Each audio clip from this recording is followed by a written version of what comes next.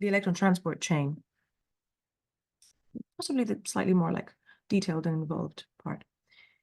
So it's located, as we said, in the inner mitochondrial membrane, specifically on the cristae.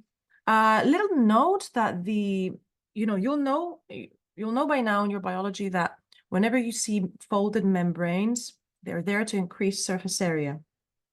And so how does that structure of the mitochondrion make it adapted for its function? Well, the cristae increase surface area. I'm just going to quickly jot that down.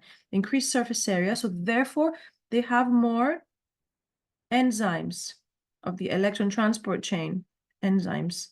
So the reactions of respiration are made more efficient.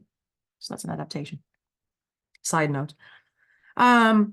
So the proteins, as the word suggests, are electron carriers, so they can receive and pass on electrons. And every transfer of electrons from one protein to the next.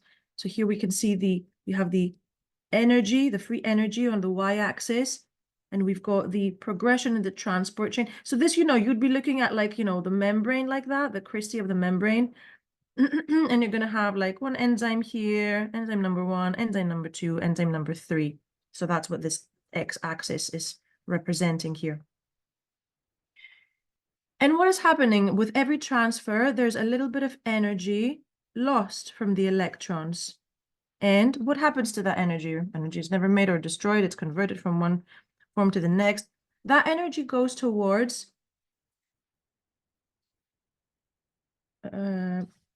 pumping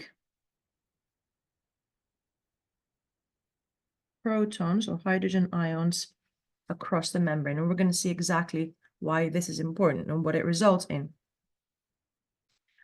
Now, where are these electrons coming from to feed, as it were, the electron transport chain? They're coming from reduced NAD and FAD. So reduced NAD and FAD, which are a product of, as we saw, the link reaction and the Krebs cycle. That's why we said that and glycolysis as well, of course. So that's why we said that these products are going to be important for the last stage, which is the oxidative phosphorylation. They're sometimes called electron carriers because that's literally what they do. They supply the electron transport chain with electrons.